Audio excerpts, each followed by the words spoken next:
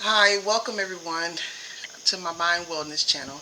I am Coach Regina, and it's been a while since you guys have heard from me, but I'm going to say I'm back.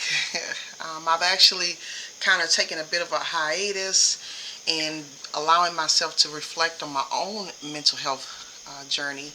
And I just wanted to basically just kind of jump back in and kind of give you guys a bit of an update and also just touch base with you in regards to different areas of my life that I am overcoming, my own a journey to mind wellness, and then be able to leave some tips for you guys as well. So like I mentioned, it's been a while, and I think the last video that I made, we were actually talking about the effects of mental health on our everyday life and how it shows up. And I must tell you guys, if you look at the last video I made, from then to now, it's been a journey, of self-discovery, of, understanding myself, my mental health, and so forth. Any information that I share on this channel, guys, I always tell you that is from my own personal experiences. I'm not a licensed therapist, but I am in school for psychology.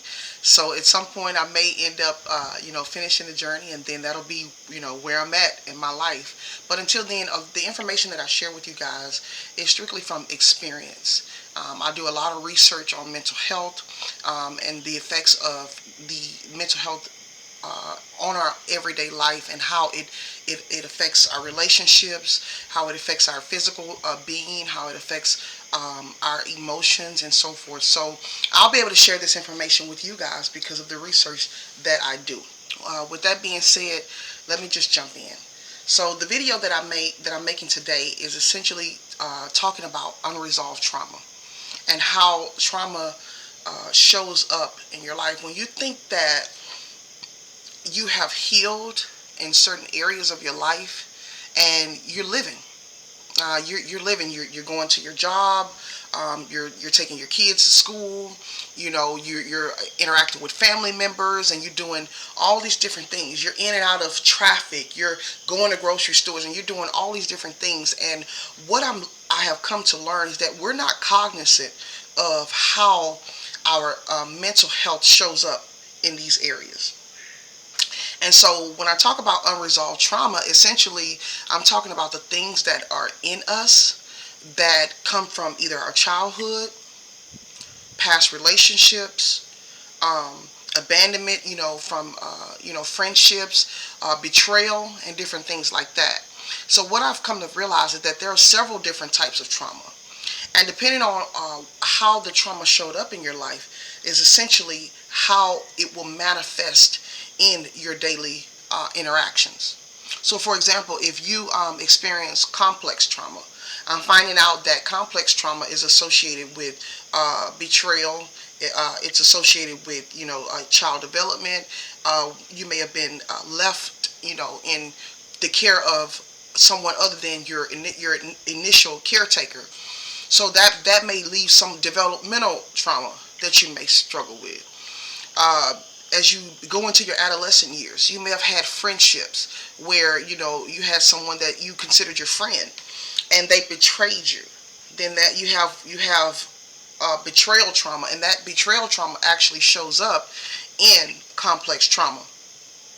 So typically, when we have these traumas in our lives, they show up in our personality.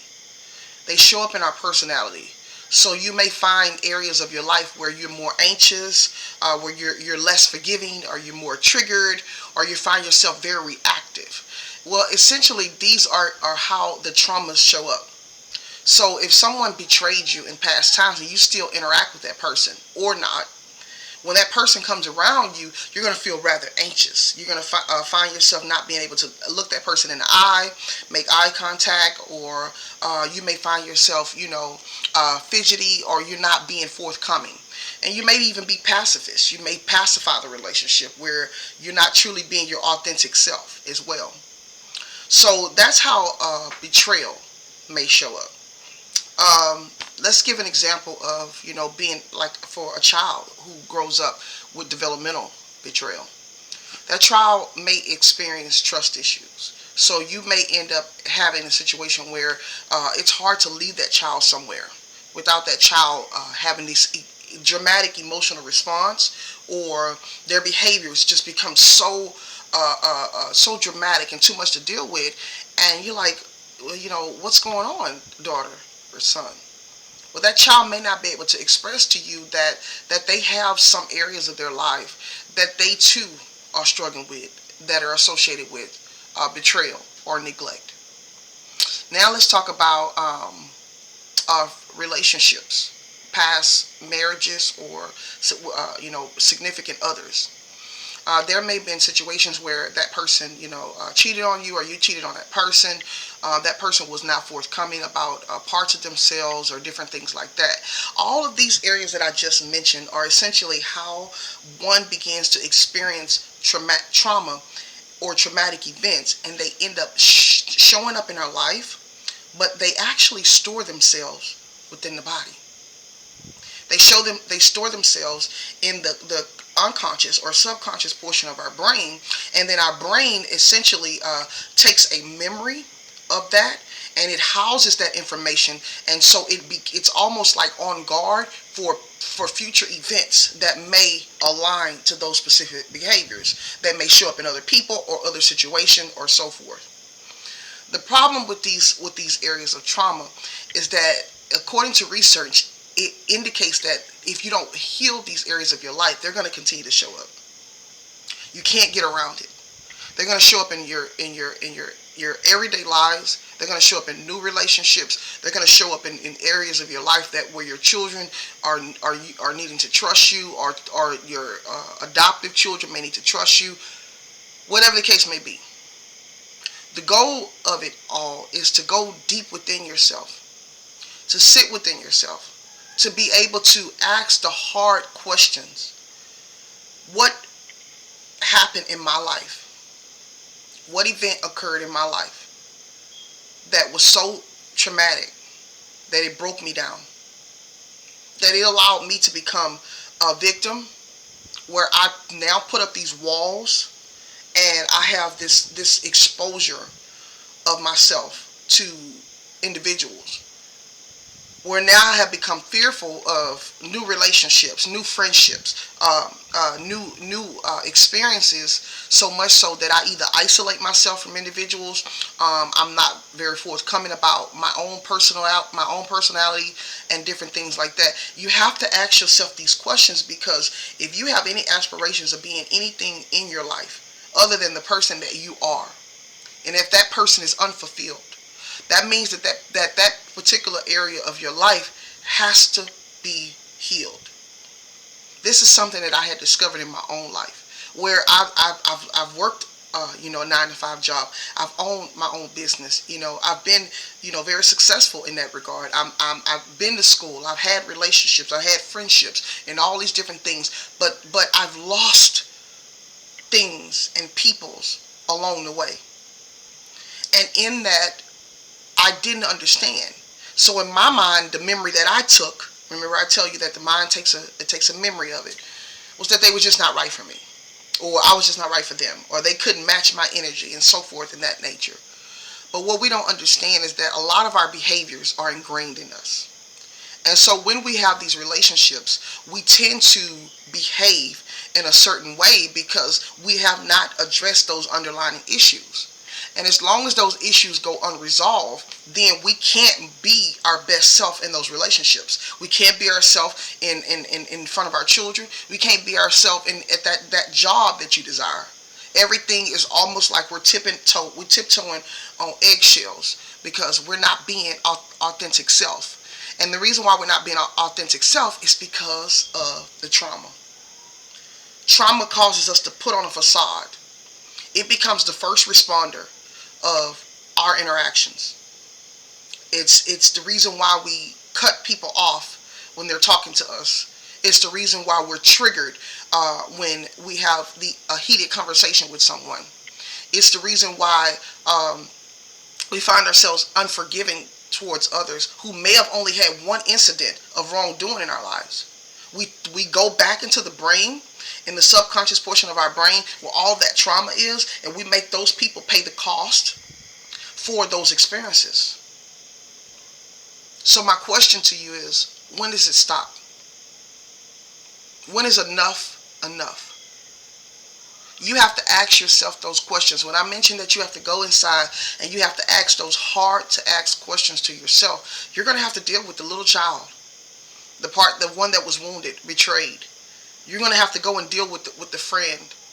You're going to have to go and deal with the parent of the neglected child. You're going to have to deal with all of those areas of your life, because from what we're now understanding is that your personality is tied to your personal reality. That's thanks to Joe Dispenza. And that in order for you to have a new reality, he mentions that you have to create a new personality or a new person. Otherwise, the things that we find ourselves experiencing will continue to show up in our lives because we're not healing. We're not healing. And I don't know about you, but I had to really go down and take the courageous path. And I began to search myself and find out that there were areas of my life that were betrayed. There was parts of my childhood where I was neglected. There was parts of my relationship where I was betrayed and abandoned. There were parts of friendships where I had been rejected and so forth. And I'm pretty sure I've done those things to other people. So when we look at our lives and we see it through the lens of how did I go through these experiences, which initially started from victimizing, to how I behaved in certain ways to cause you to become courageous so that you're not in that victimizing mode anymore. You take the reins of fear of finding out about those hard parts of yourself. You release that fear. You release the worry. You release the anxiety. You release all of the trapped emotions that are blocking you from being your authentic self. And no matter what, you say to yourself, I want to heal. And you make it your mission to heal. Because when you heal, the other people in your life can also heal. I like to look at it as a psychologist talks about mirror. You know, people in our lives are essentially a mirror to who we are. And our behaviors towards them and their behaviors towards us essentially are messages that say to us, there's something you need to examine. And when we take opportunities to look at those parts, no matter how hard it is, because it's hard, you can ask yourself, if I heal today, who will I be tomorrow? And I can tell you, the person I am today is a person that has released the anxiety, released the fear. I released the self-doubt, the shame that I had been feeling because of those areas that were unaddressed for so long. And I replaced them with love, with compassion, with understanding for myself and for others. I let go of self-judgment and judgment of others. And I'm going to tell you something. Every single day of my life, I want to do it more. And I purpose to do it more.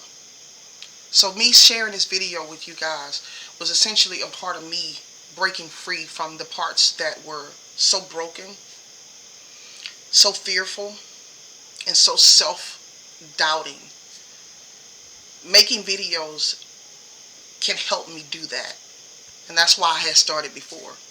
But even then, I had so much in my life that was unresolved. And I didn't feel that I was my authentic self now. I'm not going to tell you that I'm going to make a video every day. But I'll tell you that I'll purpose within my heart to continue to search areas within myself that are self-healing and that I can share with you to help you become your most authentic self. Again, my name is Coach Regina. This is my podcast, Mind Wellness Channel, where I share information and tips on helping you become your most authentic self. I really appreciate you guys, and I thank you for listening. Stay tuned for the next video. Take care.